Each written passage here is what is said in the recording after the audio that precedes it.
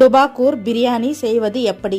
அடுப்பு மேலே ஒரு அகலமான ஒரு பாத்திரம் வச்சுக்கலாம். அதில் நெய் கொஞ்சம், எண்ணெய் கொஞ்சம் சேர்த்து பட்டை, லவங்கம், ஏலக்காய், பிரிஞ்சி எல்லாம் சேர்த்து வதக்கி விட்டுக்கலாம்.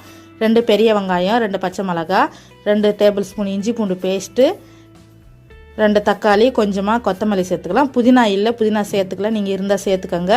நல்லா வதங்கந்தோம் மஞ்சத்தூள், மிளகாத்தூள், கரம் மசாலா சேர்த்து நல்லா மிக்ஸ் பண்ணி விட்டுக்கலாம். பச்சை வாசனை போனதும் நல்லா எண்ணெய் தெளிஞ்சு வந்ததும் நமக்கு தேவையான வெஜிடபிள் கட் பண்ணி சேர்த்துக்கலாம். நான் பீன்ஸு, கேரட்டு, உருளைக்கிழங்கு சேர்த்து நல்லா வதக்கி விட்டுக்கிறேன். கொஞ்சமாக தயிர் சேர்த்து நல்லா வதக்கி விட்டுக்கலாம்.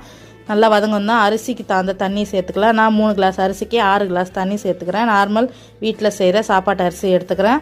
சேர்த்து தண்ணி சேர்த்து நல்லா மிக்ஸ் பண்ணி விட்டு நல்லா காய் வேகிற அளவுக்கு வெந்து வந்ததும் கொஞ்சமாக லெமன் பிழிஞ்சி அரிசி கழுவி போட்டு தம் போட்டு இறக்குனா டுபாக்கூர் பிரியாணி ரெடி ஆகிடும். இதுக்கு ஏன் டுபாக்கூர் பிரியாணின்னு பேர் வச்சுன்னா புதினா கொத்தமல்லி இல்லை, அதனால் டுபாக்கூர் பிரியாணி. ஆனால் டேஸ்ட்டு அல்டிமேட். ட்ரை பண்ணி பாருங்கள்.